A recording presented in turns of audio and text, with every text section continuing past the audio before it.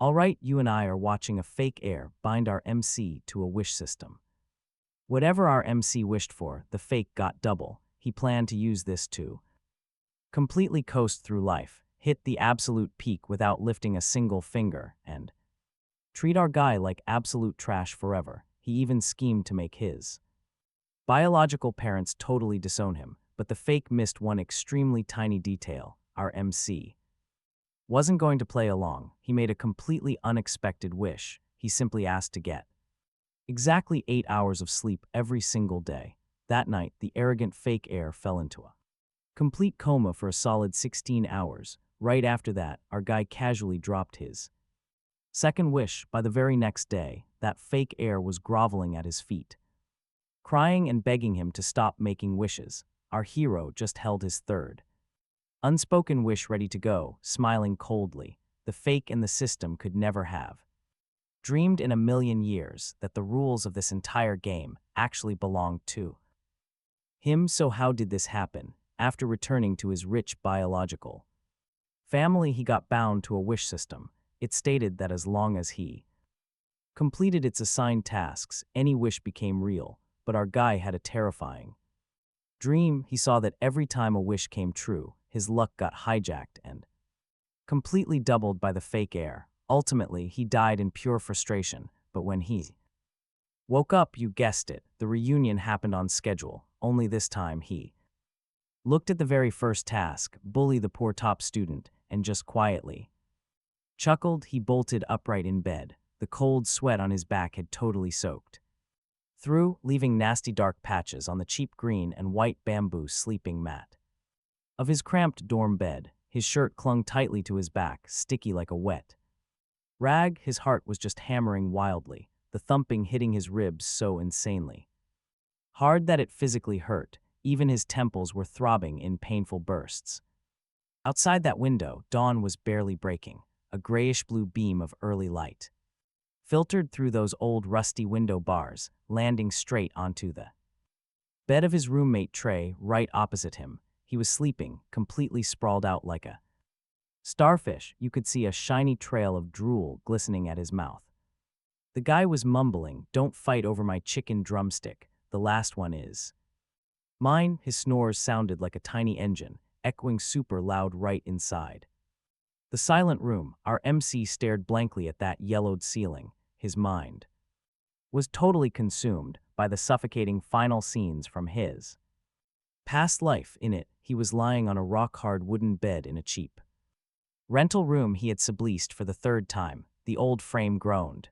The corner was piled high with dirty clothes, and the stale air totally carried the sad scent of cheap instant noodles. The cracked screen of his old phone was still lit up. It showed a social media post from the fake heir, Spencer Sterling. He was rocking a high-end custom tuxedo, holding Lily right in his arms. She wore a gorgeous mermaid dress, leaning her head on his shoulder and smiling as bright as the sun. Standing right behind them were his biological parents, his mother, dripping in jewels and wearing a fancy dress, tightly held Lily's hand, laughing so hard that her eyes were basically shut. His father patted Spencer's shoulder, his entire face full of obvious pride. The caption literally read, "Happy wedding to our son, wishing you eternal happiness." Those two words, "our son," stabbed straight into our hero's eyes. He felt a sharp sting, then his chest tightened, heavy as a waterlogged cotton ball. Breathing got so hard, every single breath tasted entirely like rust and blood. Finally, his vision went totally black, leaving nothing but pure bitter resentment. Why did that guy get to steal his life and live like a king? He sank into total darkness. Son of a glitch, Max cursed it out loud. He wiped his face, his palm absolutely covered in cold sweat. That dream felt way too real. Even now, with his eyes firmly closed, he perfectly remembered the absolute disgust in his own mother's eyes when she looked at him like he was literal garbage. It felt so real that every single time Spencer walked over to call him brother, that totally fake smile twitching on his lips was painfully obvious, so real that Lily's dodging eyes made him feel exactly like some wild, dangerous beast. His name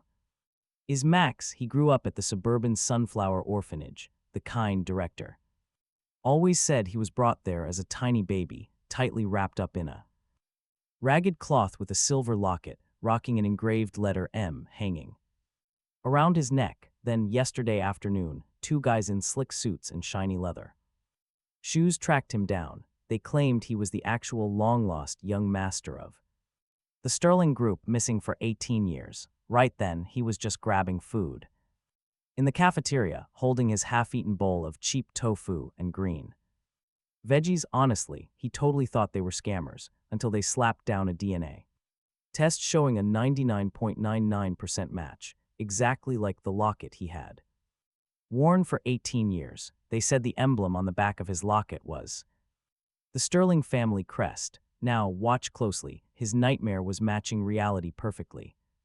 Even Spencer, studying an international joint major with a ridiculously massive tuition 10 times higher than Max's, it was spot on. He had gritted his teeth, scoring 623 points just to get in. His tuition relied entirely on the orphanage scholarships and the cash he scraped together from exhausting weekend part-time jobs. And Spencer, student council rumors said that pampered kid just submitted a 3 million yuan donation to get in. His actual entrance exam score was 120 points below the cutoff. In class, that guy always just sat in the back row. If he was not sleeping, he was playing games. Thinking about this, Max shivered, goosebumps blowing up all over his arms. In that dream, he died drowning in sheer frustration, stuck in a tiny rental room of barely a few square meters, getting absolutely no proper funeral. What about reality? Would his actual life end like the dream? The family love he chased with his entire strength just ended up being a big fat zero. Suddenly, his phone buzzed loudly. The screen lit up showing a totally unknown number. He took a deep breath, gripping his phone so hard his fingers turned pale, and then he swiped to answer it. A soft voice came through from the other end of the line, but it felt distant, like sharp glass shards wrapped in sugar. Max, are you free this morning? The family is sending a car for you. Let us meet up and discuss your future arrangements. That exact dialogue did not miss a single beat compared to his dream. You and I know what this means. Two half familiar thoughts just suddenly popped into his head. Doing nothing is doing everything. Not fighting is fighting. Fighting is not fighting. Those words were Max recalled words from a beaten-up copy of the Tao Te Ching back at the orphanage. He used to think it was just pretentious nonsense, but right now, those ancient words felt like an absolute lifesaver. I'll wait at the west gate, he said, trying to keep his voice completely steady. But after hanging up the phone, Max realized his back was completely soaked in sweat. Climbing down from his bunk bed, the cheap wooden board squeaked loudly, waking up Trey. His roommate rubbed his eyes, sitting up with bedhead looking like a bird's nest. Max, what's wrong? Why do you look absolutely terrible this early in the morning? It's nothing, just a nightmare, Max replied, digging for clothes. His fingers suddenly brushed against a faded t-shirt in the closet. His heart dropped. Oh right, I'm treating you guys to lunch today. Pick the place, order whatever you want. Hearing that, Trey instantly woke up, jumping right out of bed without even grabbing his slippers. Holy cow, did Max strike it rich? Don't tell me you're actually some hidden billionaire heir. You said you grew up in an orphanage. Man, I totally thought you were broke just like me. Max just smiled in silence, pulling on his faded t-shirt. Meanwhile, the Sterling family's car was waiting under the sycamore tree at the school's west gate, that sleek black Maybach, rocking a 5-digit custom license plate, gleamed under the sun. It was absolutely blinding. The fancy driver, sporting a sharp black uniform and sparkling gold cufflinks, spotted Max approaching. He respectfully snapped to attention, opening the heavy back door, bowing slightly to invite him in, but his judging stare pierced our boy like sharp needles. Max bent down and climbed inside. Those premium leather seats were so soft, they actually made him feel super awkward. He had no idea where to put his hands and feet. The cabin smelled faintly of expensive agar wood, completely different from the harsh Smell of disinfectant back at the dorms or his orphanage. Driving out onto the highway, Max watched the massive high-rise buildings zoom past the window. His heart didn't feel even a tiny bit of excitement about reuniting with his real family. Instead, the pure panic from his nightmare grew larger and larger. You see, in that dream, his first visit to the Sterling mansion was rough. He was so incredibly nervous his hands were shaking. Walking through the front door, he accidentally smashed a priceless vase in the hallway. Then Spencer accidentally splashed juice on his clothes and his biological mother. Even though Max didn't dare call her mom yet, she just frowned, using a tissue to wipe juice off her fancy dress. Her tone dripped with disgust. So hasty and clumsy, zero manners. Honestly, it is like you have never seen the world. But this time Max wised up. He made sure his clothes were perfectly ironed beforehand, spending 5 yuan at the campus laundromat to press them crisp yesterday. He even bought a fresh pack of tissues for his pocket. Even his fingernails were clipped perfectly clean. Arriving, the Sterling mansion looked even more insane than in his dream. The massive fountain out front shot water at least 3 meters high. Droplets crashed down onto the polished marble floor, shattering into tiny crystal beads. A massive patch of red roses dominated the yard, the delicate petals still dripping with morning dew. Nearby, a uniformed worker stood holding heavy shears, carefully trimming the elegant branches and leaves. Mrs. Sterling waited on the front steps, rocking a beige silk dress, a pearl necklace, and holding a real alligator skin handbag. Her face carried a smile, but honestly, that cold, fake smile didn't reach her eyes at all and didn't quite reach her eyes. Max, you must be exhausted. Hurry up and come inside. The wind is fierce. Spencer was waiting there too. He leaned casually against the doorframe. His hair was perfectly slicked back with gel, the ends dyed with striking gold highlights. Seeing Max arrive, he instantly played the enthusiastic host, reaching out to pat his shoulder. Brother, you finally made it. Mom, Dad, and I have been waiting for you since yesterday. I even specifically told the kitchen to whip up your favorite dishes. Oh wait, I don't actually know what you like, so I just told them to make everything. But right before his hand could touch his shoulder, Max quietly took a step to the side, completely dodging his hand, whispering a soft thank you. Spencer's hand totally froze midair, a quick flash of surprise crossing his eyes. He clearly didn't expect Max to act so completely unfazed by this fake kindness like in the dream, but instead showed real, cold distance. Entering that massive living room, Max played his part perfectly. The huge crystal chandelier in the room was 2 meters wide, its light pouring down over expensive rosewood furniture, looking blindingly bright. On the wall hung fancy landscape paintings signed by some famous artist whose name Max didn't even recognize. A maid quickly brought up a cup of hot tea. He took it with both hands, letting the warmth soak into his fingertips, and softly muttered, "Thank you." Then Max sat down on the absolute farthest couch, the seat furthest away from the head of the table. His back stayed perfectly straight, faking this nervous tension, but he was actually using his peripheral vision to observe every single reaction. Sure enough, barely a few sentences in, Mrs. Sterling put down her teacup, leaning slightly forward. Her tone carried this heavy sense of negotiation, yet radiated total, undeniable finality. Max, you just got back. There are many things in this house you need to adapt to. You see, Spencer has lived in this house for 18 years. His bond with us is incredibly deep. Suddenly having an older brother, the boy is probably feeling pretty uncomfortable in his heart. So, regarding your name, let's just keep it as it is for now. No need to rush to change it and to the outside world. Hold off on saying you are a child of the Sterling family. We really want to avoid people gossiping and making things difficult. For Spencer, is that all right? Get this, guys. Word for word, exactly like the dream. Max looked up, showing a perfectly faked, conflicted expression on his face. His fingers dug tightly into the rim of the teacup. He paused for just a few seconds before answering softly, "Yes, I'll listen to you, Auntie." Notice that Max didn't say Mom, he honestly couldn't bring himself to say it. In the dream, the first time he called.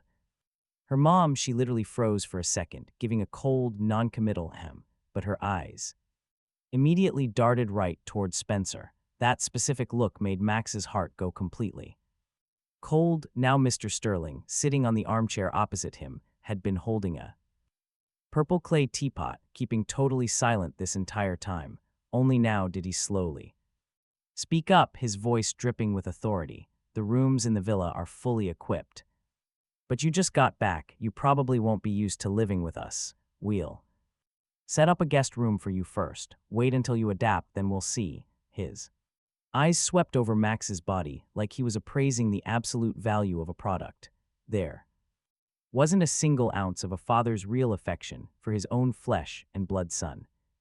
Thank you, Uncle. Max continued to nod, maintaining his perfectly obedient and understanding demeanor, but inside, his heart felt like it was being violently pricked by needles and salt. Now, let's watch Spencer stand right there, pretending to offer some advice. Mom, my brother just got home. Why make him take the guest room? My room is huge. Let me give my room to him. I'll take the guest room. He said this, but his eyes instantly darted to Mrs. Sterling, eagerly waiting for her to refuse. Max immediately waved his hands, intentionally acting completely overwhelmed. No need, really. The guest room is perfect. I can totally sleep anywhere, he said. I wouldn't dare inconvenience classmate Spencer. The smugness hiding in the depths of Spencer's eyes was almost impossible to conceal. He casually took a sip of tea, a tiny, barely visible smirk twitching at his lips. He was definitely thinking Max was just as gullible as in his past life's dream. Give him a little sweetness and he'd just obey. Max waited patiently until they finished listing their ridiculous demands. Then he slowly looked up, pulling out a neatly folded paper from his pocket. It was the exact calculation he had stayed up all night doing under his dim dorm room lamp. He had carefully written down every single expense, from the 300 yuan monthly living allowance at the orphanage to the 2,860 yuan in book fees. Across his 9 years of basic education, even with free tuition. Then came the 2,000 yuan annual scholarship during his 3 years of high school, plus the cash he spent on textbooks and supplies yearly.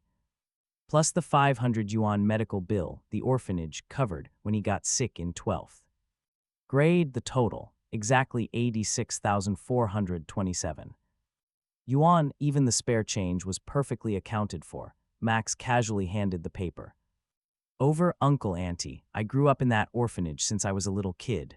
The state helped me survive. The director always taught me that a person must absolutely be grateful. Now that I've found my family, I want to ask Uncle and Auntie to reimburse this exact amount to the state. You guys can donate it to the orphanage. Just consider it my way of personally thanking the country for the grace of raising me all these years. Instantly, the massive living room fell completely dead. Silent, even the quiet sound of the maid's footsteps completely vanished. Mr. and Mrs. Sterling, their faces immediately froze. Mrs. Sterling's teacup began to tremble. Hot tea splashing out, soaking into her expensive silk dress and leaving a stain. Spencer didn't even bother acting anymore. He scowled, staring directly at Max with an absolute look of horror, like he was watching a monster, like Max had just made an unimaginable, entirely unreasonable demand. Mrs. Sterling took the paper, her fingers shaking slightly. She stared at the numbers for a long while before forcing a stiff smile. Max, you sweet child, why are you being so polite? Our family has the tiny bit of money. No need to make things so complicated. Her voice sounded incredibly unnatural. She clearly hadn't expected him to make such a crazy request, throwing off all her manipulative plans. Mr. Sterling let out a loud cough to break the insanely awkward atmosphere. He casually pulled a black bank card from his inner suit pocket, slammed it on the table, and slid it toward Max. There are 5 million yuan in here. Consider it direct compensation from us to you. As for that other cash, we will have someone donate it to the orphanage. You really don't need to worry about His tone carried heavy impatience, exactly like he was tossing spare change to a pesky street beggar. 5 million yuan. You and I know that's double his past life. In his past life, they tossed him 2.5 million yuan for living expenses. He sneered on the inside, but outwardly, he faked a perfectly panicked look of receiving some massive, overwhelming favor. He took that bank card with both hands gripping the edge super tightly and spoke up. Thank you, uncle and auntie, but this money is way too much. I cannot take it. Just keep it, Mr. Sterling. Interrupted him, using a tone that allowed zero argument. Consider this our debt, too. You. Max just slid the bank card right into his pocket. He said nothing else, nor did he call them mom and dad or stay any longer. He just checked his phone's time.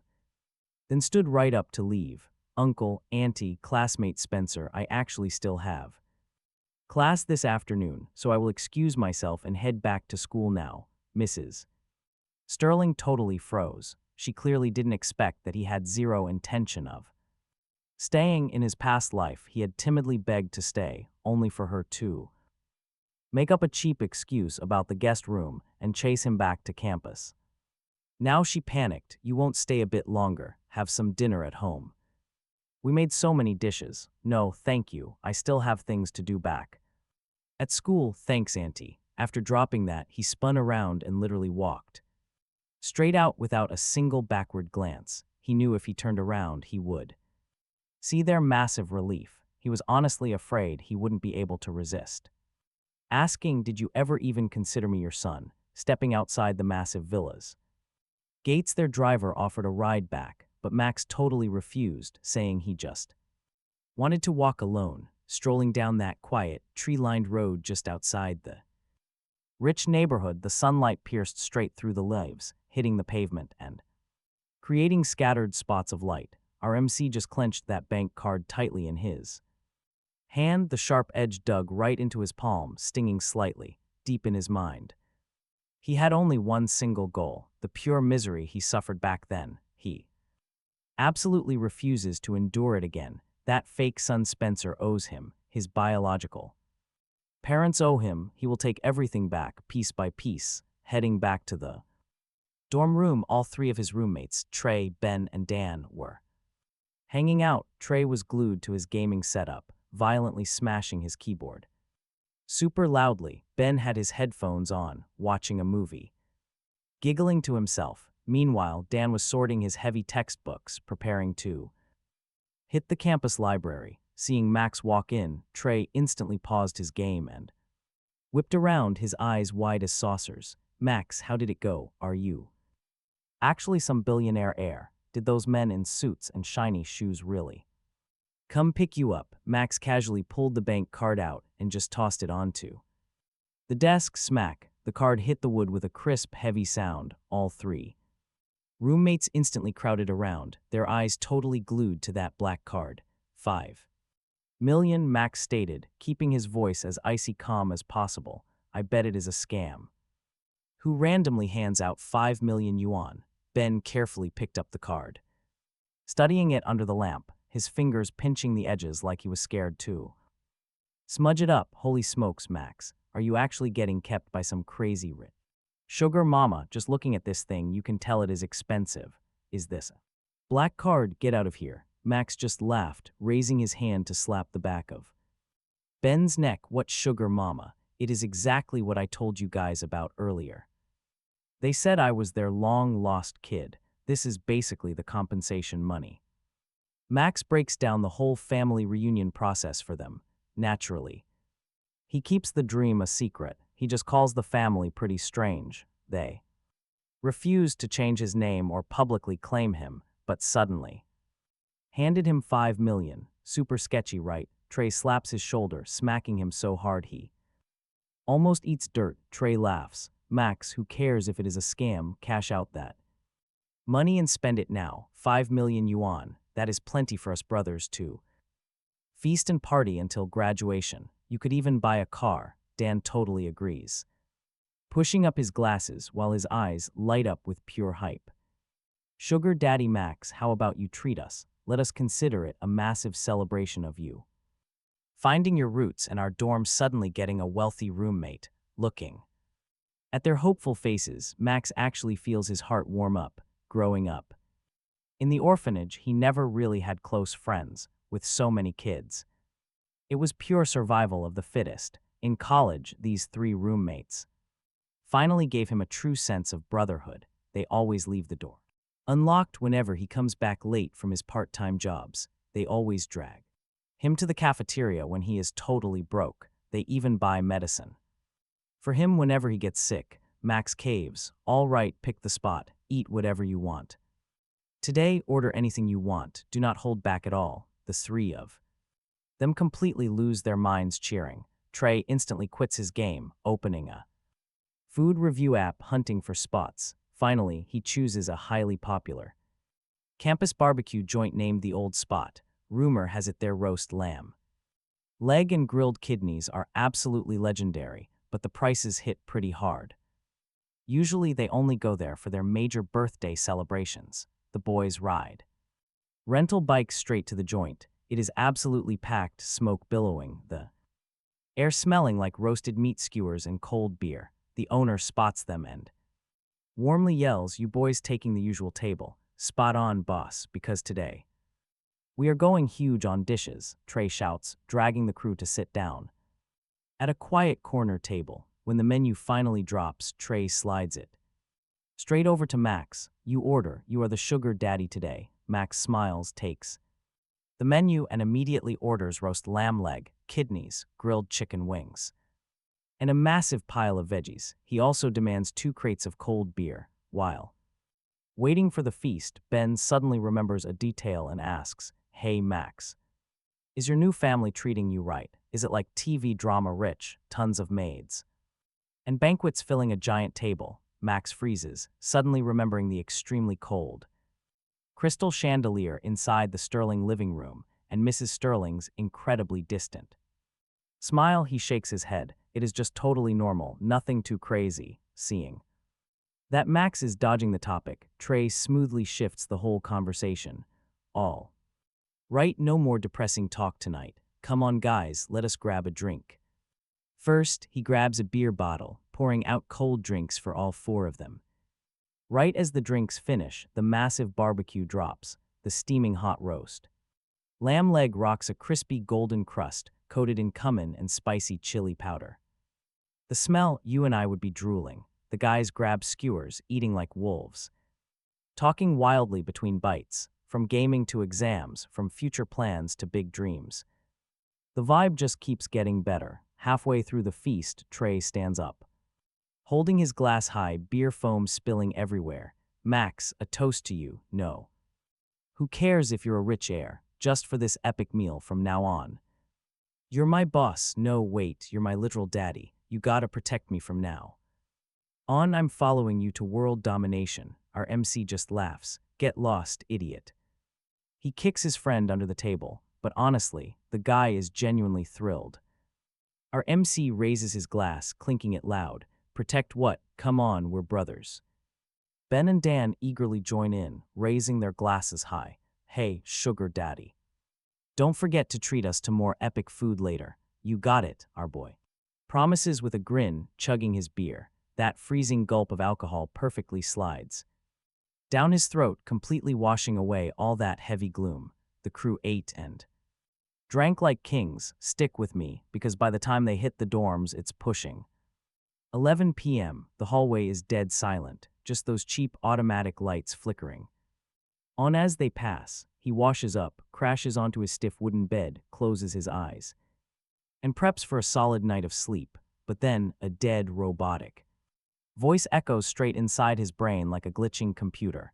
"Ding, suitable host detected, wish system successfully bound." Our MC immediately snaps his eyes wide open. Every single hair stands straight up. In the blink of an eye, cold sweat completely soaks his back. This voice, it is exactly the same one from his nightmare. Thinking he's hallucinating, he squeezes his eyes shut, panicking. Way too much beer, it's just a crazy hallucination. But nope, that robotic voice hits again, crystal clear. "Host, please do not panic. This is the wish system. 3 total wish opportunities are now provided to you. The host must complete specific designated tasks given by the system to earn these wishes. Warning, task failure will result in severe punishment. Screw you, he screams inside his own mind. I don't want a system, get out of my head, ding. System binding is completely irreversible. If the host refuses to do tasks, you will endure punishment. The actual details of this penalty are randomized and could ruin the host's health, grades, or personal life. The system's dead voice does not care at all. First task.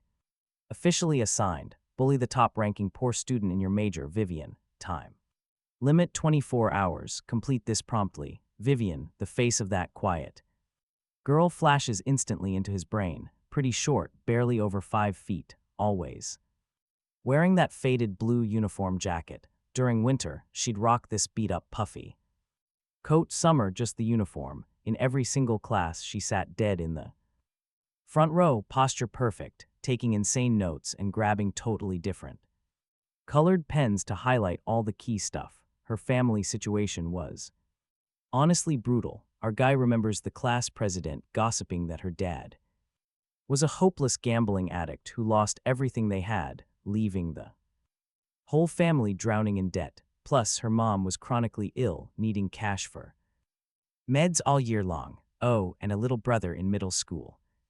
Tuition and food all sitting right on her small shoulders, literally every day. After lectures, she ground out part-time shifts at the local convenience store by the campus until 11 p.m. Weekends meant handing out cheap flyers. In his dream, our MC actually listened to this system and bullied Vivian. When she turned away, he tore her precious notebooks into shreds, tossing the scraps across the floor. He blocked her path near the store, ripped away the wages she just earned, and violently shoved her straight to the ground. He spread vicious rumors across the school forum, claiming she chased wealthy older guys for cash, using dirty tricks just to score her scholarships. Eventually, 2 years after they graduated, that unbearable pressure pushed the poor girl to tragically end her own life right at the academic building. The local news reported that before passing, she owed over 100,000 yuan. Her mother had already died, simply because they lacked the money for treatments. Her little brother even had to drop out just to work. Back then, Max actually believed the game system was forcing him, that he had zero choice but to comply. Looking back, he was an absolute piece of trash. Honestly, you and I know he drove her into a complete dead end, so Max raised his hand and slapped his own face hard. Smack. That crisp sound echoed through the quiet dorm. His roommate Trey woke up, mumbling, a total daze. Max, what's wrong? Why are you smashing mosquitoes so hard?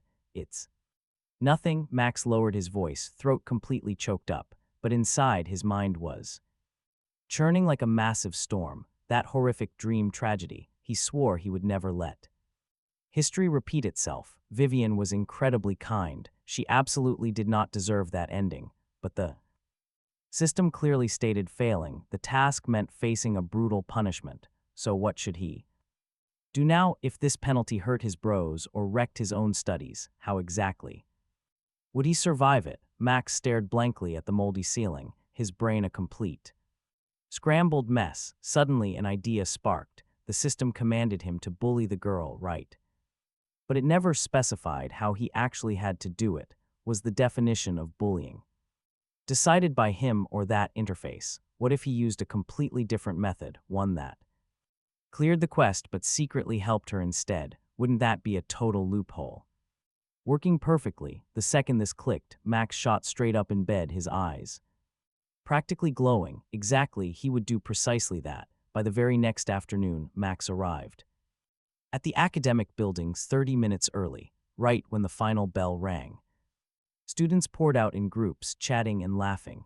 Now watch closely. Our guy leaned casually against a large tree, his eyes locked on those main doors, patiently waiting for Vivian to step outside. He had planned everything perfectly last night, exactly how to fake bully her while actually saving her. She desperately needed cash and a solid way to ditch her gambling-addicted dad. so he had to target those. Exact 2 angles. Barely 10 minutes later, Max finally spotted Vivian walking out. She was wearing that old faded backpack, gripping a cheap plastic bag tightly, sitting right inside. Were just 2 plain steamed buns and some cheap pickled veggies. That sad meal was likely her entire dinner. She hurried along quickly, head kept low, terrified of being noticed by anyone. Max was literally about to step forward, but then suddenly, middle-aged guy rushed straight out from a nearby alleyway, wearing a completely tattered jacket covered in heavy grease stains, hair unkempt, his face rough and full of thick stubble. The man absolutely reeked of cheap smoke and booze. He tightly grabbed Vivian by the arm, his rough voice sounding just like coarse sandpaper rubbing together. "Where is the money? I told you to pay up. Are you holding out on me?" "Yep, it was her awful father, Frank." Vivian shook violently in absolute terror. That plastic bag slipped from her grip, hitting the dirt. The 2 plain buns rolled right out into a disgusting puddle on the street corner, instantly ruined by the filthy brown mud. Her poor face drained of color, voice trembling as tears threatened to spill.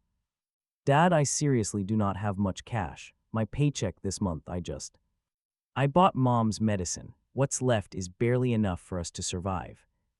Frank sneers. "Medicine. Her sickness is a total money pit. She can't be cured anyway." He raises a hand, ready to strike Vivian with a brutal swing. "Listen here, you are handing over 5,000 yuan today, and if you don't, I'm wrecking your school life. You'll never study in peace again. Let everyone know about your gambler dad." Vivian squeezes her eyes shut in sheer terror.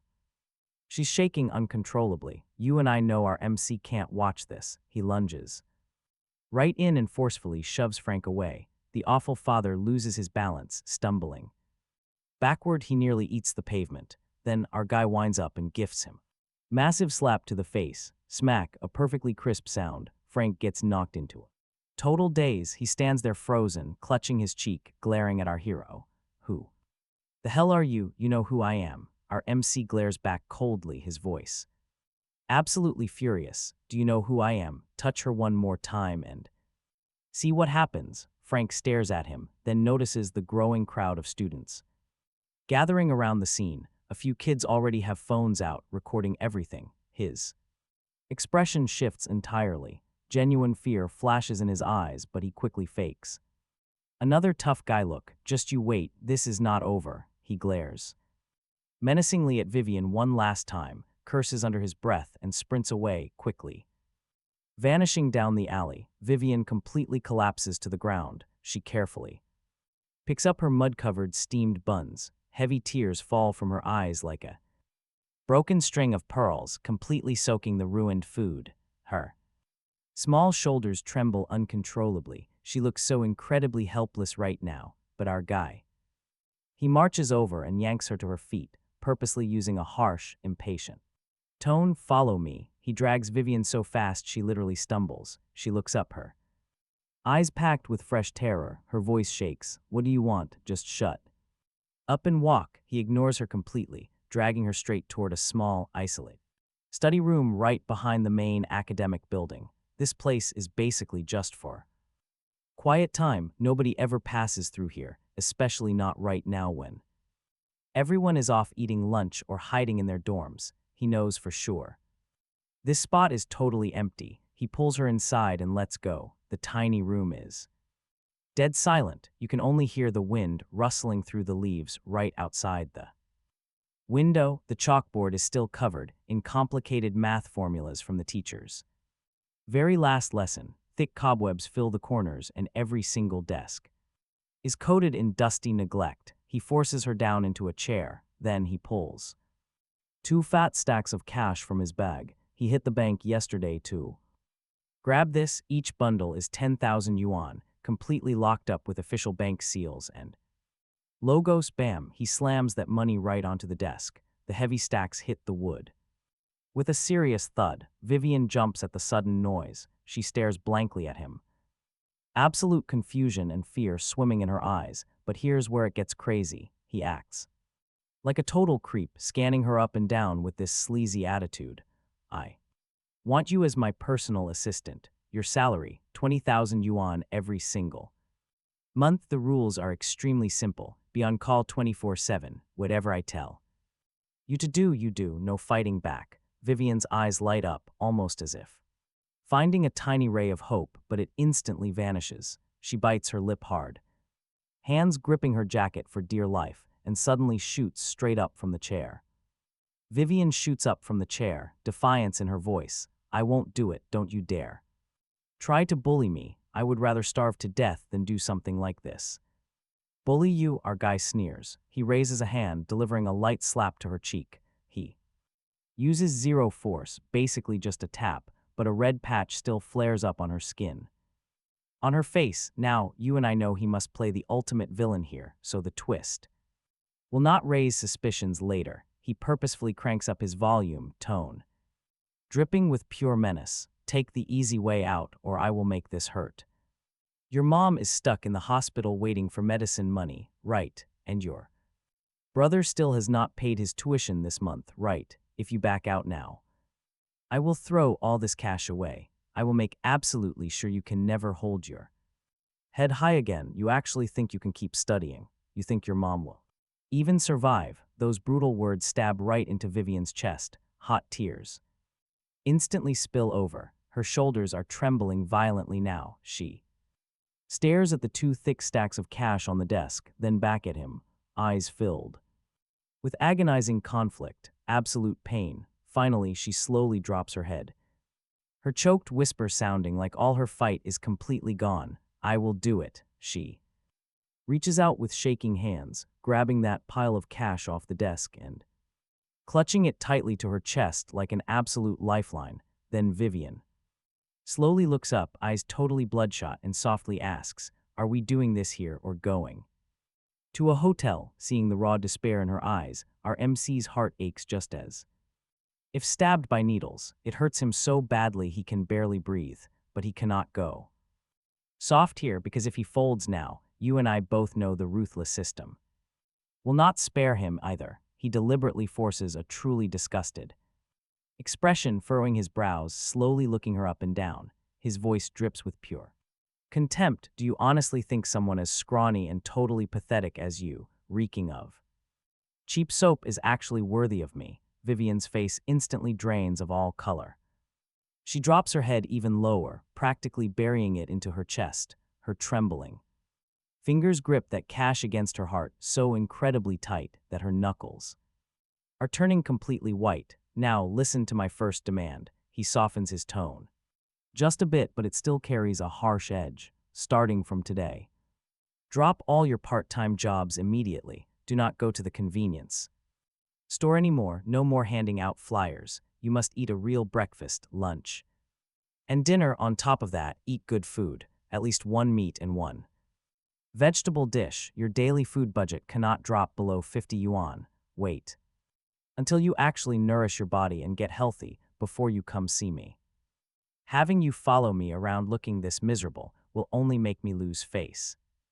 Got it? Vivian completely freezes up. She raises her head, eyes swimming with confusion, as if his words make zero sense. She probably never expected in a million years that his so-called terrible bullying was actually just forcing her to eat well and stop working herself to death. What are you staring at? He purposely glares, tone fully impatient. Do not think I have good intentions here. I simply will not allow someone looking so pathetically poor to exist at my school. It ruins my perfect reputation. Now grab the cash and get out. After delivering that, he turns around and walks straight out without a single glance back. He knows that if he looks one more time, he would not be able to resist explaining himself and just apologizing to her. He steps out of that cramped room, the chill wind biting at him.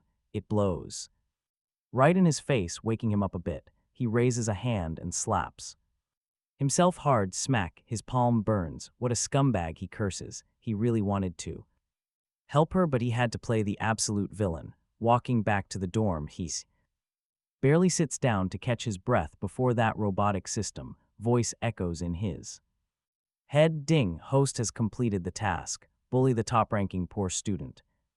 Vivian task evaluation pass. Host receives exactly one wish opportunity, based on the current situation. The system highly recommends wishing for lucrative investments, massive academic boosts, or elite networking. Please make a wish. Right now, our guy lets out a heavy sigh. The mission is done, and Vivian is safe without even blinking. He talks straight to the system in his head.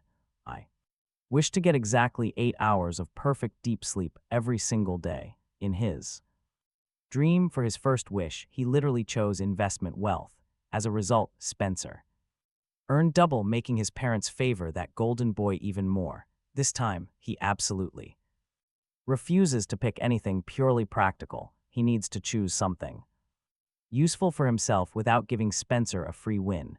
Ding, host wishes for 8 hours of flawless deep sleep daily. Wish successful. The effect will begin tonight. Please wait. And just like that, the system vanishes. That night, lying on his bed, he falls asleep instantly. Zero nightmares, zero background noise. He couldn't even hear his roommate Trace snoring. He sleeps so unbelievably deep, practically floating on a cloud. Waking up the next morning, the sun is already blasting through the window. Trey and the guys are already awake. He stretches, feeling his entire body overflowing with raw energy, his mind razor sharp. Honestly, that was the greatest sleep of his entire life. Grabbing his backpack, he heads straight to class. Right as he reaches the academic building doors, he overhears some classmates gossiping hard about Spencer. Did you guys hear? Spencer literally slept the entire day yesterday. I heard his alarm went off 12 times early this morning, and the guy still didn't wake up. His parents actually had to send their personal driver straight to the dorm to wake him up. He barely made it to class. One girl whispers, completely eating up the drama. Wait, for real? I texted him last night to hit the internet cafe.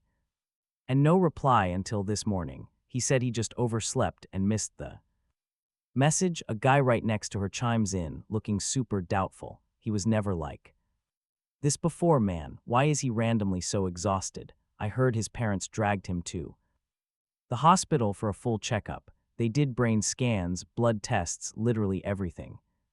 The result, completely healthy. The doctor said it was totally bizarre. They had never seen anyone sleep that much. Another girl adds, her eyes wide with absolute curiosity. He sneers internally. Just as he calculated, the system's effect was perfectly doubled. He wished for 8 hours, meaning Spencer got hit with 16 hours. That was the system's trap. Whatever he wished for, Spencer received double the benefit. Whatever he wished for, Spencer gets double. But you and I know, this time that double benefit was an absolute nightmare for him. After class, Spencer actually comes looking for him, and wow, his face looks horrible. Dark circles so unbelievably heavy they look like bruised luggage, totally bloodshot eyes, his energy completely and utterly drained. Even his usually flawless hair looks like an absolute mop. Are you secretly hiding something from me? He blocks his path, voice dripping with heavy suspicion, his tired eyes. Spencer stared hard, trying to catch him off guard, but our MC played dumb, faking total confusion. No, I'm not. What is wrong, classmate Spencer?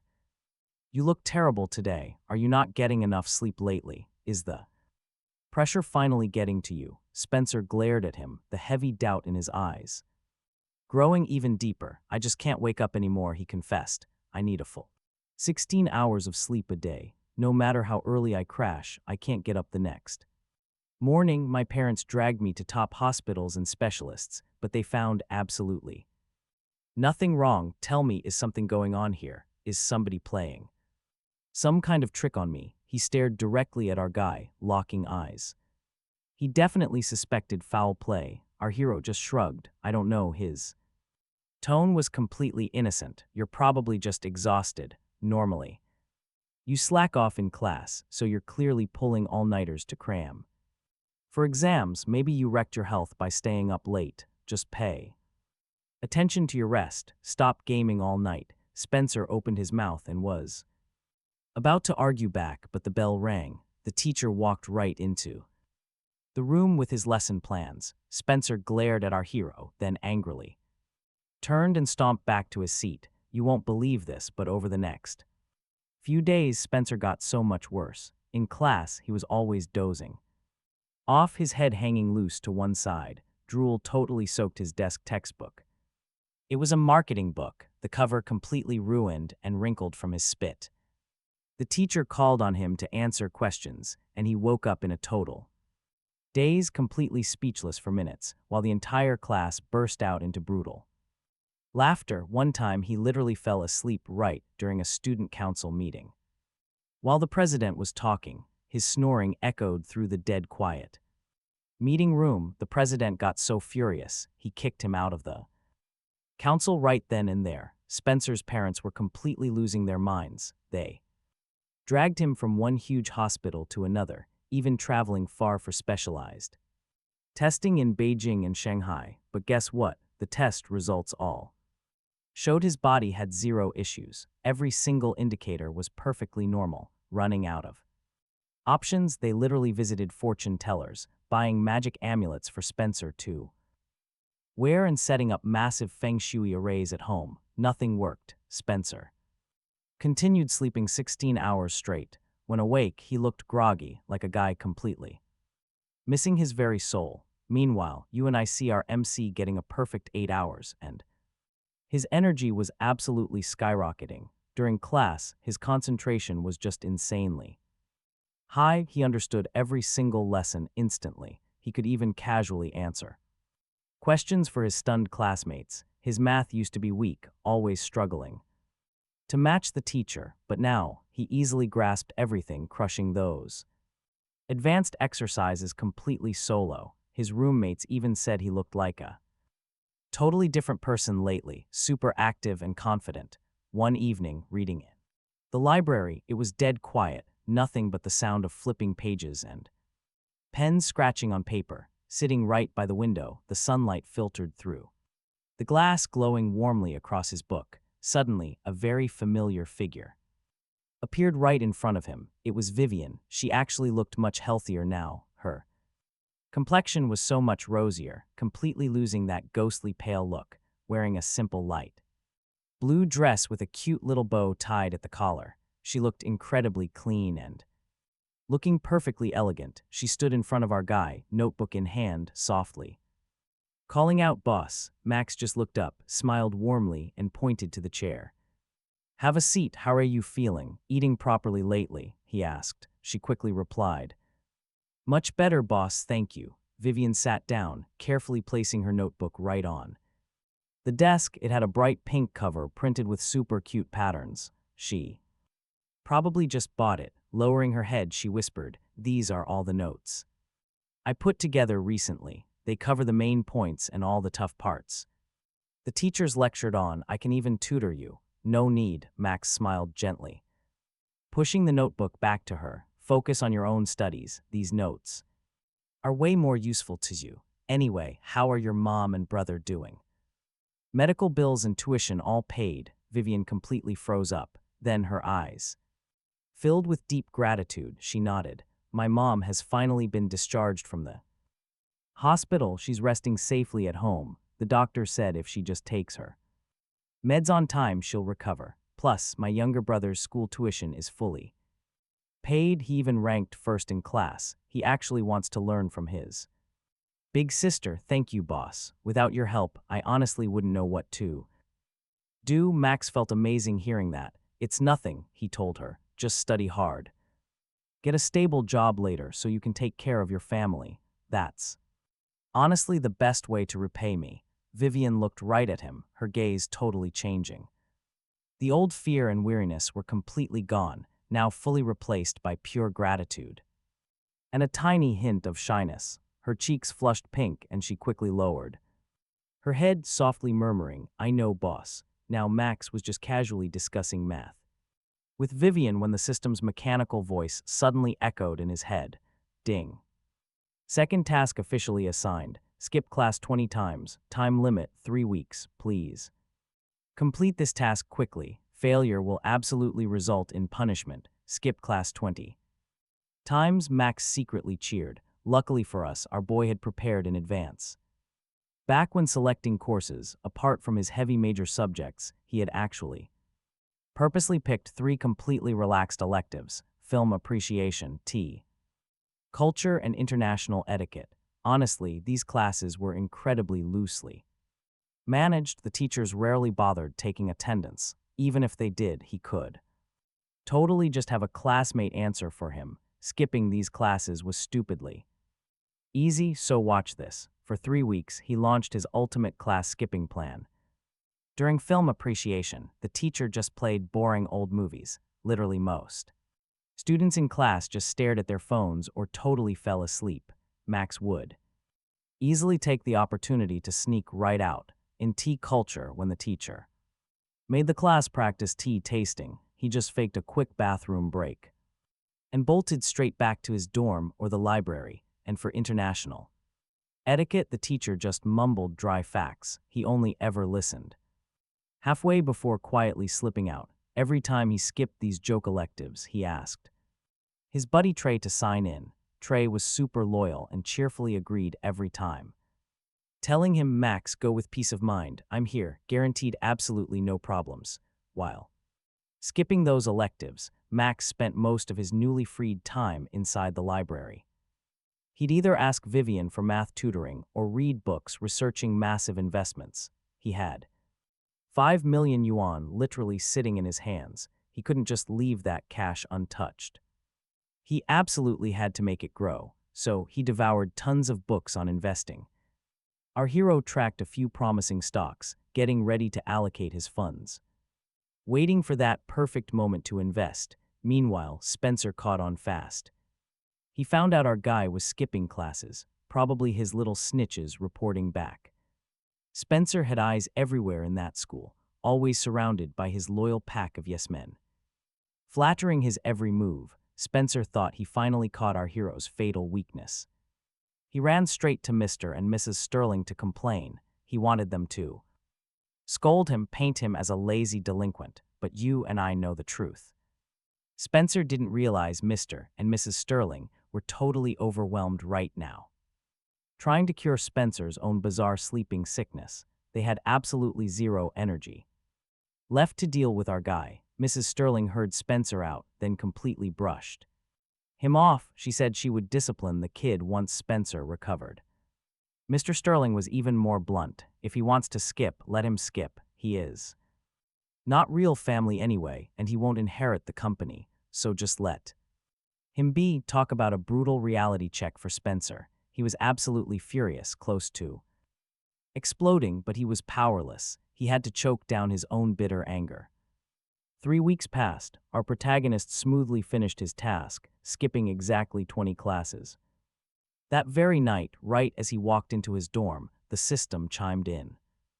Ding, host has completed the task to skip class 20 times.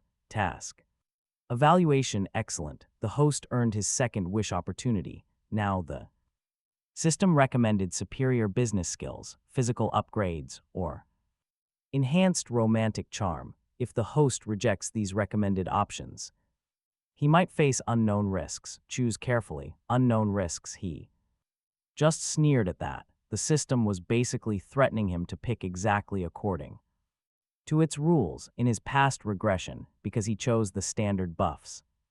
Like wealth and smarts, Spencer ended up getting double the benefits, so you and I both know this time around, our guy absolutely refused to play along. He needed a wish that helped him out while simultaneously ruining Spencer. He thought for a second, then mentally locked in his choice. He wished to remain a male, and for his romantic orientation to stay strictly female, a simple choice for him, since he was already into girls. Anyway, zero negative impact, but for Spencer, oh, this was totally different. The system doubles everything. If our hero is attracted to females, then what would happen to Spencer's orientation? Just thinking about it was pure comedy. Ding, wish successful. The effect begins. Within 24 hours, the system warned him again, rejecting recommendations carries massive potential risks, but he wasn't worried about any so-called risks. Why would he be? Spencer was about to suffer double the blow.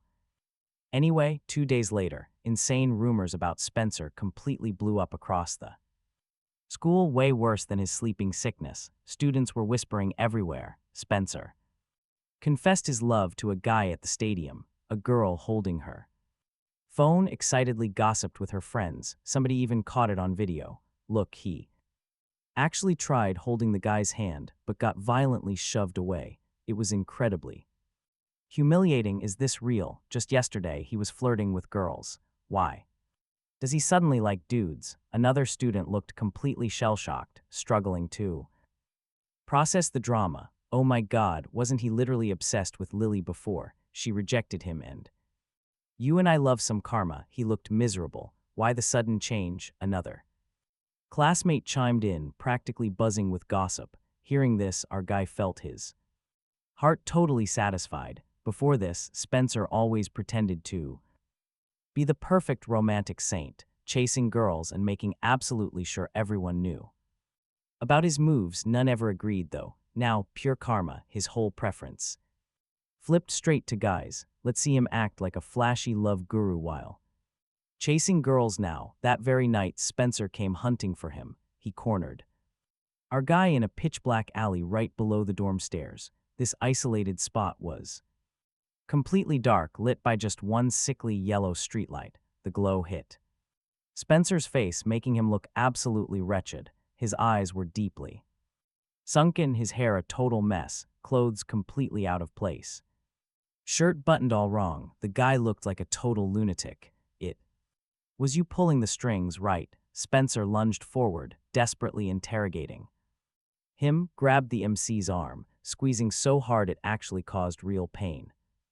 His voice trembled with panic and rage. I know you have the system. It was you who wished this curse on me. Tell your system to change me back right now. If you do not, you are dead. The MC forcefully shoved him off, sneering. What garbage are you spewing? What system? I do not understand. Your own personality flips upside down. What does that have to do with me? Are you really blaming your new preference for guys on somebody else entirely? Stop pretending. Spencer lost his mind. He aggressively pointed a trembling finger right at the MC. Before I slept 16 hours, now I have become this freak show. This is your fault. Fix me right now. Turn me back. If not, mom and dad are hearing everything. They will absolutely destroy you and throw you out of the Sterling house. Go ahead. Our guy simply crossed his arms, mocking him. You actually think they will believe that? Right now, they only care about your weird narcolepsy and your sudden preference shift. They literally do not have the time to worry about me. Even if you mention this system, they will just assume you have completely snapped, that your brain is broken, and you are just spewing crazy nonsense. Spencer stared at him, eyes overflowing with pure terror, bitter rage, and a heavy trace of despair. He knew the MC was right. Their parents currently completely ignored anything he said, assuming the immense pressure had finally broken his mind, triggering wild hallucinations. Then, boom, Spencer suddenly collapsed right down onto his knees, slammed hard into the concrete with a heavy thud. His expensive pants were ruined with dirt. He looked absolutely pathetic. Reaching out, he desperately grabbed the MC's pant leg, crying like a completely broken child. Brother, I messed up. I was wrong. I never should have fought you for our parents' attention. I never should have set you up or made you suffer. Please forgive me just this once. Can you please fix me, make me normal again? I swear I will never stand against you.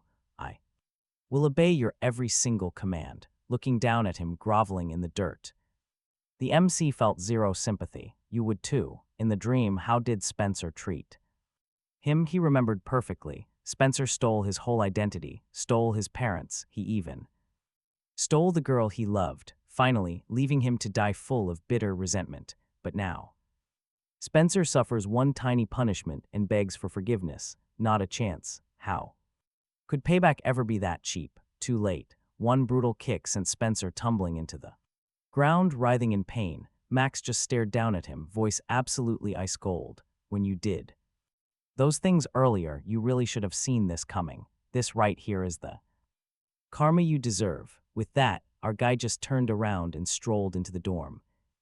Staircase completely ignoring Spencer's pathetic crying and cursing behind him. The sound activated. Lights flickered on, bathing him in a bright glow. Max felt his whole body become light. Like he had just dropped 1,000-pound weight, but right as he stepped into his room. And before he could even sit down, that robotic system voice echoed in his head again. Ding, third task assigned. Sever all ties with your parents. Time limit. Exactly 1 month. Please complete the task promptly. Failing this objective will result in severe punishment, directly threatening the host's physical safety. Sever his own ties. With his parents, Max just sneered to himself. This was definitely Spencer playing. His little tricks. The guy knew Max's relationship with his parents was already awful, so he wanted Max to totally lose his family backing, stripping away any last bit of support. Spencer actually thought this would force Max to submit, making him obediently listen to his every word, but honestly, Max was already planning this, living with Mr. and Mrs. Sterling was incredibly suffocating. As far as they were concerned, there was only Spencer. They basically forgot they even had another son named Max in front of them. Max was just an outsider, maybe even a burden, instead of constantly torturing himself like this. He knew cutting ties completely was the best way to save trouble later, so when summer break rolled around, Max headed back to the Sterling villa. The atmosphere inside was absolutely suffocating, feeling completely different from the last time he visited. Mr. and Mrs. Sterling barely even looked at Max. During dinner, they just kept their heads down, only occasionally whispering a few sweet words to Spencer to check on his health, and Spencer, he kept shooting Max these venomous glares, looking like a literal snake, just waiting to strike him at any second. Sure enough, Spencer couldn't just behave. Every single day, he trashed Max in front of their parents, wildly exaggerating things and fabricating stories that Max was totally unfilial and greedy.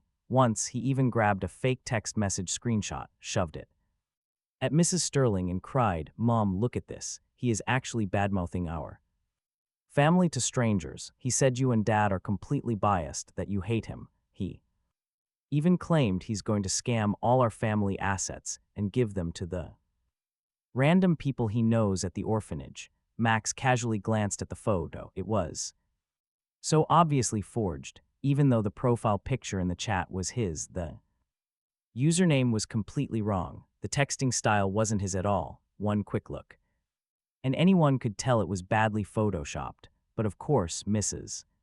Sterling believed it immediately. She gripped the phone, her hands literally shaking with blind rage, pointed a finger right at Max's face, and screamed, "Max, I really never expected you to be this kind of monster. We already gave you 5 million yuan and you still aren't satisfied. You seriously want to fight over assets with Spencer, and you go around gossiping and trashing us outside. How can you be so greedy and ungrateful?" Meanwhile, Spencer stood right there, throwing gas on the fire while pretending to mediate. "Mom, please don't be mad. He is probably just confused right now. Getting tricked by bad people. He didn't do this on purpose. Mom, please don't lower yourself to his level. Getting so angry hurts your health." While whispering these words, his eyes flashed with a victorious smile. But we know Max wasn't confused at that. Was it? He put down his chopsticks, stared at the couple, and said, "I have never cared about fighting for assets, and I've never badmouthed anyone out there. That photo is completely fake. If you don't believe me, check my messages or ask my roommates." At that, Mr. Sterling slammed his wine glass down. His face was furious, totally impatient. "Enough, just shut up. This house is chaotic enough already. Can't you just give me a break?" The old man didn't even care to listen. To him, our MC was literally just a massive troublemaker. "Look, you and I have seen this. Any hope for family love gone, completely vanished." He took a deep breath. His voice was dead calm but firm. "Since you have zero trust in me, it's best if we just sever our ties completely." Both parents froze in shock. They definitely never expected him to be the one dropping this bomb. The mother just stared blankly for a second, then actually sneered. Cut ties, you really think we care? About having a son like you, fine then, the father also shot up. Abruptly, he pointed straight at him, voice shaking with absolute rage. What did you say? Repeat. Our MC replied, we are severing our relationship. He looked right into their eyes, dropping every single word like a heavy hammer. From today onward, I am not your son, and you are not my parents. From this moment on, we are completely done. Your business is yours. I will not interfere. My life is mine. Do not meddle. Good, fantastic. The father was practically shaking with anger. He pointed at his son for ages, completely speechless. Finally, he just viciously spat out. Cut it then. I will pretend I never even had this son. From now on, don't you ever dare step foot in this house. Our guy didn't say another word. He just turned around and walked back to his guest room, his belongings in there. Basically nothing, a bed, a wardrobe, and a simple desk. He opened the doors, packing his few clothes right into a suitcase. These were only things he had brought himself. This rich family had never bought him a single piece of clothing. Then he grabbed the Tao Te Ching book off the desk. Tucked inside was a very old photo of the orphanage director, his one true comfort. He grabbed his suitcase and finally walked straight out of that huge villa. Behind him, the mother was screaming, once you leave, never show your face here again. We do not have a son like you. But he didn't even glance back. Honestly, he felt so incredibly relieved, stepping completely out of the main gates. That bright yellow sunlight hit him, feeling strangely warm. He had finally escaped that completely toxic family. He could just be himself. But right when he got back to school, Spencer found him. The fake son looked more haggard than ever, bloodshot eyes, his skin literally as pale as a walking corpse. Just crawling out of a grave. Did you seriously cut ties with mom and dad? He asked. His voice had this sick, hidden excitement, like our MC leaving was exactly what he wanted all along. What does that have to do with you? Our guy replied ice cold, zero interest in wasting any breath. Of course it matters. Spencer let out this totally bizarre laugh. Now you have zero support from mom and dad, no backup from the Sterling family at all. Let us see what you use to fight me now. Let me warn you, do not make any more trouble. Otherwise I will go straight to Vivian. I will tell her exactly why you bullied her before. Let her know what a hypocrite you are. Did he really think he could threaten him using Vivian? Completely naive. The history between Max and Vivian was something only they truly understood. Even if Spencer actually found her, she'd never believe him. Max just stared at him and burst into a relaxed, chilling laugh. You think I'm scared? I know exactly how Vivian operates, way better than you, even if you went running to her, she wouldn't buy it. Max paused for a second, stepping right up to Spencer, dropping his voice into a dead serious threat. All right, let me ask you this. What if I wished my systolic blood pressure was 90 to 139 and diastolic 60 to 89? What do you think happens to you then? Spencer's face instantly went pale. He stumbled backwards a few steps, nearly tripping over his own feet. He pointed at Max, voice completely shaking with absolute terror. Don't do anything insane. If you actually make that wish, I swear I'll risk my life fighting you. Fight him how? Max stepped forward, closing the distance, his eyes completely cold. What right do you have to negotiate right now? You can't even control your own body, and you want to fight. Stop wasting your breath. Spencer stared at Max, eyes wide with absolute panic. Suddenly, he whipped around and bolted. He sprinted away like an absolute coward, disappearing from Max's line of sight in seconds. Watching him run away, Max just sneered. Spencer was already totally scared out of his mind by the system. One tiny threat from Max, and he absolutely folded. But listen, you and I know this is just the beginning. Max would make him pay for everything he did in the dream and reality. After that, Spencer basically became a completely different person. He quit going to school entirely. All day he stayed trapped at home, locking himself inside his bedroom, too terrified to even step outside. Those bedroom curtains were constantly pulled shut. It didn't matter if it was day or night, that room stayed pitch black and depressing. His parents had absolutely no other choice but leaving his meals right outside the door. Every single day they knocked, begging him to eat. Occasionally, he'd crack the door just enough to snatch it, then slam it shut. Inside, piles of empty instant noodle cups and greasy takeout boxes, plus cigarette butts and garbage completely covering the floor. The air smelled exactly like a rotting landfill. He constantly felt like somebody was trying to kill him. Every night brought horrible nightmares, making him scream absolute nonsense. "Stay away, I didn't mean it. System, stop hunting me." Naturally, his mother heard every single terrifying cry and shriek. Night after night, she was absolutely heartbroken, practically dying inside, but she couldn't fix him. They even invited psychiatrists to the house, but the second a doctor spoke 2 words, Spencer would snap and chase them right out. The medical expert told his parents he was suffering from severe anxiety, night terrors, and massive paranoia. He desperately needed inpatient hospital treatment, but Spencer fiercely refused to go anywhere. He claimed system agents were hiding in the hospital, just waiting to attack him.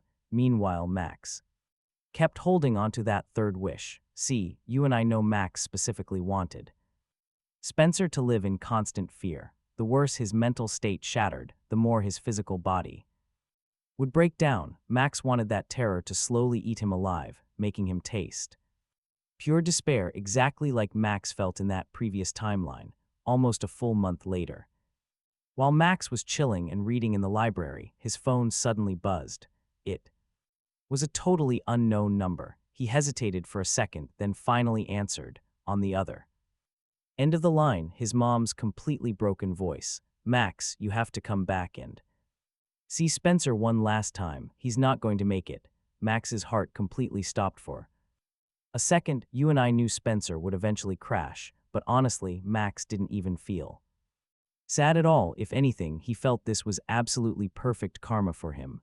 "I already severed relations with everyone. His business has absolutely nothing to do with me." Max replied coldly, his voice completely deadpan. "Max, Auntie is literally begging you. Come back and see him one last time. He keeps calling your name constantly, saying he was wrong, begging for your forgiveness." Mrs. Sterling's weeping grew louder and louder, totally full of pure despair. "Auntie knows we failed you before. We were horribly biased. We were so foolish. Come back and see him. Consider it Auntie begging you." Max remained totally silent for a few seconds. In the end, he still refused. "I can't, I'm busy. Goodbye, Auntie." Dropping that cold line, he hung up the phone, tossed it on silent mode, and went straight back to his book. That very afternoon, Max got the breaking news. Spencer was dead. Trey was the guy who told him.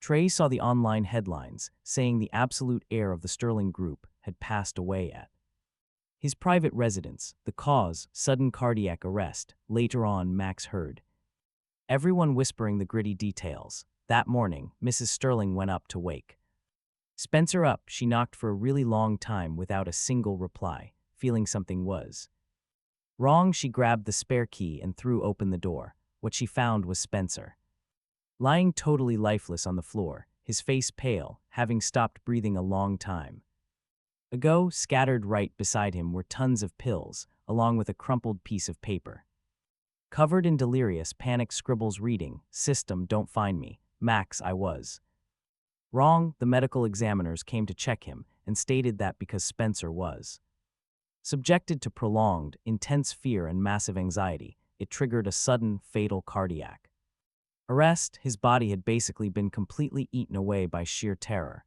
and his organs all showed massive signs of failure. Mr. and Mrs. Sterling called Max a few more times, begging him to attend Spencer's funeral, but he coldly refused them all. He no longer had any ties with that family. His funeral had absolutely nothing to do with him. After shutting off that final call, Max spoke directly to the system in his mind. "I wish for the wish system to disappear entirely." Ding. Host wishes for absolutely no. System wish successful. System preparing to officially unbind. Thank you, host. For using, the cold robotic voice echoed for the very last time, then completely vanished into thin air. Max breathed a massive sigh of relief, his whole body feeling as light as if a 1,000-pound burden had just been lifted. The system finally disappeared. He was no longer controlled by it, no longer forced to do bizarre tasks. After the system vanished, Max poured all his time into his studies. Meanwhile, Vivian's grades got better and better, climbing from top of the major to top of the entire university cohort. Even scoring a prestigious national scholarship, her health also gradually improved too. Her complexion was rosy again, totally losing that sickly pale white look from before. Her whole vibe just brimmed with vibrant vitality. Her mother's illness also significantly subsided. After a solid period of treatment, she could actually get out of bed and walk around normally and could even handle some basic household chores. Her younger brother also worked incredibly hard, easily testing into the city's top high school. He ranked first in his class on every single exam and often called her, saying he would learn from his awesome older sister, get into a top university in the future, and properly take care of their mom. Stick with me here. One afternoon, Vivian asked to meet Max by the lake on. Let's take a closer look at the campus. Willow trees line the tranquil lake there, branches swaying gently in the wind. Meanwhile, the absolutely sparkling surface of the water shimmered in the light. Every now and then, tiny fish leaped, creating endless ripples across the water. There stood Vivian, simple white dress, dark hair flowing past her shoulders. She clutched a single daisy by the water's edge. Honestly, she looked absolutely stunning right here. The golden sunlight wrapped around her, making her glow like an absolute angel. Max, spotting him, her face completely lit up with the sweetest smile. She walked over to him, asking softly, "Are you free today? I have something I need to tell you." "Yeah, I am. Go ahead." Max smiled, quietly buzzing with serious anticipation. Vivian just stared at her shoes, nervously spinning that tiny little daisy around. Her cheeks turned bright pink, and she finally whispered the truth. "I know why you acted like a bully back then. Thank you. Without you, I honestly wouldn't have survived. My mom probably wouldn't even be alive today, and my brother could never afford school. Heck, I would have dropped out so long ago." Max froze in his tracks, asking in pure shock, "How did you even know? I thought my act was perfect, totally off the radar. Your roommates told me everything." Vivian looked up, her eyes brimming with pure gratitude. "That day you protected me from my awful dad, and when you basically forced me to quit working myself to death just to eat, they saw everything. They knew the real you never wanted to bully me. You were saving me." Max just smiled, his chest feeling insanely warm. He really never expected his idiot dormmates to cover for him like that. Vivian stared right at him, incredibly shy but suddenly full of hope. Her voice was quiet yet perfectly steady. "Max, I really like you. Will you be my boyfriend? Look, I know I am nowhere near good enough yet, but I promise to try. I will study hard, land an amazing job someday, and build a real future beside you." He gazed down at her, his entire heart completely melting on the spot. He nodded, totally failing to hide the massive emotion in his voice. "Yes, Vivian, I like you too." She instantly threw herself right into his arms, sobbing happily. He just patted her back, finally feeling her warmth against him. His heart was just completely overflowing with happiness. All the awful misunderstandings and painful struggles from the past years just vanished into thin air. Right after that, Max took his 5 million yuan and played the investment game. He secured some solid financial funds, then dropped serious cash into a brand new tech startup. Plot twist, that little company exploded overnight. Less than a year later, it was hugely profitable. His original investment multiplied like crazy. Meanwhile, Vivian and Max absolutely crushed their exams, both getting into grad school together. During their master's program, they attended every class side by side, basically living at the library and eating endless cafeteria food. Those days were peaceful, fulfilling, and perfectly happy. Right after Graduating, our guy officially launched his own investment firm. Now, at first, the operation was tiny, just a handful of employees, but thanks to his killer experience and deep network he built up earlier, he struck gold pretty fast. The company leveled up massively every single day. He also took his profits and completely renovated his old childhood orphanage. As for Vivian, she landed at a top hospital. Finally becoming a doctor, she worked insanely hard, always extremely patient with her patients, and very quickly earned deep respect from the hospital leadership. And his patience. At Max's wedding, he invited his 3 old roommates and the orphanage director. The ceremony was simple but full of genuine warmth. The director held his hand, smiling warmly. "Little Max, you finally found real happiness. Mother is so happy for you." Meanwhile, Trey and the guys were completely wild at the wedding. They even demanded to be godfathers to his future kids. Married life absolutely perfect. Max and Vivian bought a cozy house that fit them perfectly, complete with a little balcony where Vivian planted endless flowers. When those bloomed, the whole place smelled incredible, and on quiet weekends, they visited the orphanage director together, chatting away and helping her out with daily chores. They also made regular trips to see Vivian's mother and her younger brother. But as for the Sterlings, after Spencer died, their miserable lives completely crashed and burned, with the Sterling group falling apart. Plus all those massive investment blunders, it spiraled right into a crisis, and finally went totally bankrupt. They lost that luxurious villa, forced into a cramped little rental house, living in absolute misery due to the sheer shock of losing everything. Mr. Sterling actually suffered a massive stroke, now bedridden.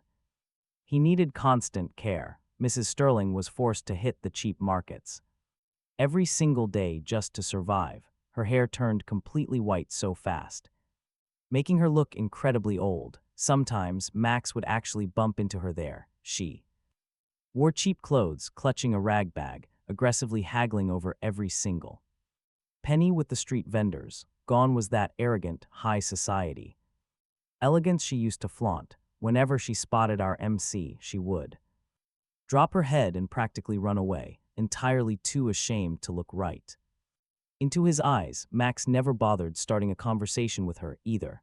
After all their toxic ties were cut forever, everyone just living their own separate lives was more than enough. Sometimes Max reflects on his past life, that broken guy who died full of bitter resentment in a filthy room. Honestly, if not for that system awakening, perhaps our hero would have met that exact same dark fate.